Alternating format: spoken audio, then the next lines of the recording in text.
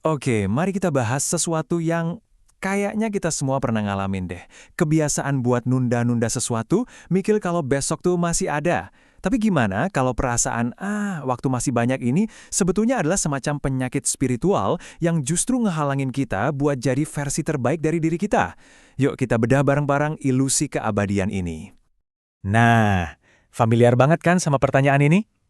Ah, nanti aja lah. Masih ada waktu kok. Kalimat-kalimat kayak gini tuh sebenarnya cuma gejala dari pola pikir yang lebih dalam lagi.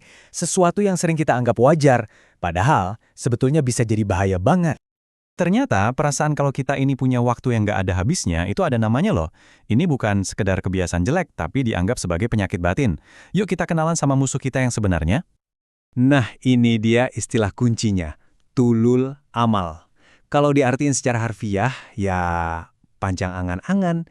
Ini tuh asumsi yang menipu dalam diri kita yang bikin kita ngerasa bakal hidup lama banget di dunia ini. Dan perasaan inilah yang jadi akar dari semua penundaan kita.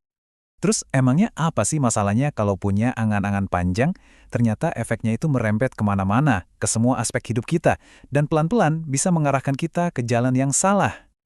Dan inilah yang terjadi kalau tulul amal udah menguasai diri kita. Kita jadi suka nunda-nunda berbuat baik, jadi lebih nempel sama hal-hal materi, terus ngejar dunia seolah-olah nggak ada hari esok.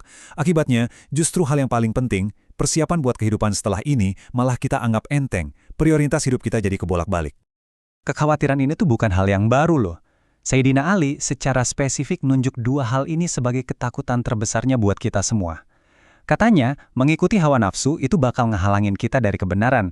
Dan, yang relevan banget sama pembahasan kita, panjang angan-angan itu bakal bikin kita lupa sama tujuan akhir kita.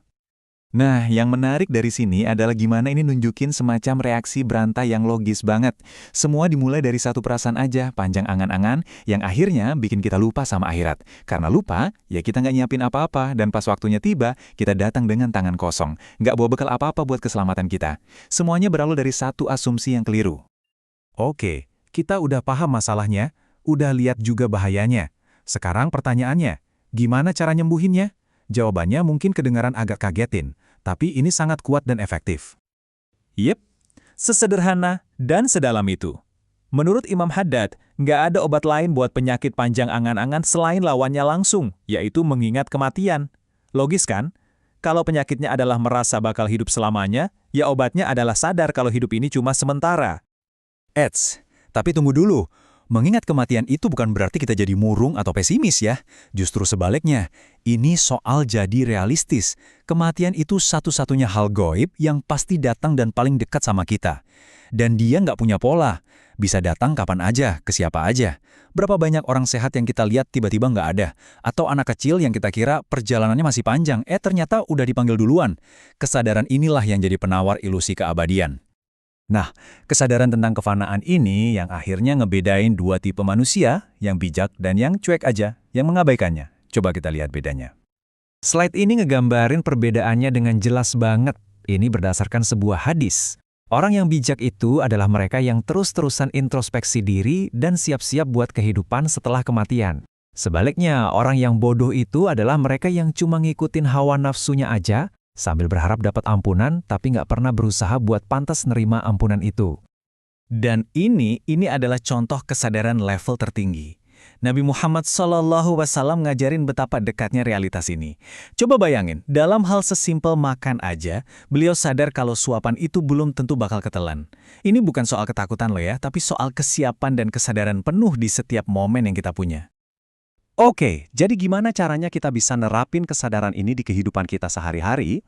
Ada sebuah metafora yang indah banget yang bisa ngubah cara kita mandang seluruh hidup kita di dunia ini.